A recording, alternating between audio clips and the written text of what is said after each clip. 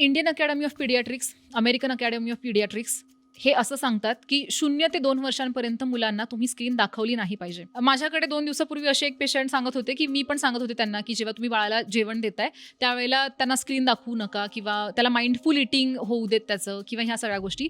तर आईचं एक त्यावर म्हणणं होतं की मॅडम त्याला स्क्रीन दाखवली ना तर तो कुकर भरून भात खातो, जर स्क्रीन दाखवली नाही तर एक चमचा खायला पण तोंड उघडत नाही. मग मला वाटलं कुकर भरून भात खाण्याची बाळाची कपॅसिटी आहे का? म्हणजे बाळ ओव्हरफीड करतंय का? म्हणजे बाळाला ओबेसिटी होणार का? स्क्रीन्स दिल्यामुळे सिरोटोनिन, डोपामिन असे सगळे केमिकल्स मुलांच्या शरीरामध्ये सिक्रेट होतात. कोकोमेलनवर तर एक प्रॉपर रिसर्च डेव्हलप झालेला आहे. त्यामध्ये त्यांनी असं सांगितलंय की कोकोमेलन किंवा कोणतंही कार्टून असेल ती जी स्क्रीनवरची चित्र आहेत एकदम 2-2, 3-3 सेकंदाला चेंज होत आहेत. एवढे ब्राईट कलर्स आहेत, एवढे आवाज आहेत, ते पाहिल्यानंतर मुलांना कॉन्स्टंट एंटरटेनमेंट मिळतीये आणि त्यामुळे मुलांचं जे काही ब्रेन आहे त्यामध्ये सारखं ते एंटरटेनमेंट ऍडिक्ट करायला लागतं आणि त्यामुळे मुलं स्क्रीन सोडतच नाहीत आणि मग हे ऍडिक्टिव्ह सायकल चालू होतं की मुलांना स्क्रीन सोडू वाटत नाही आणि त्यामुळे होणारे परिणाम एवढे जास्त घातक आहेत. म्हणजे मी जर समजा तुम्हाला एखादी गोष्ट सांगायची झाली की एक राजवाडा आहे, त्यामध्ये एक राजकुमार आहे, त्याच्याकडे पांढऱ्या कलरचा घोडा आहे, तर तुम्ही काहीतरी इमॅजिन करणार. जेव्हा तुम्ही इमॅजिन करणार तेव्हा तुमची क्रिएटिव्हिटी तिथे काम करतीये, तुमचे न्यूरोसायनॅप्टिक कनेक्शन्स तिथे काम करतायत. जर एखादी तीच गोष्ट मी जर बाळाला स्क्रीनवर दाखवली, तो राजवाडा आहे, तिथे राजकुमार येतोय, त्याच्याकडे पांढरा घोडा आहे,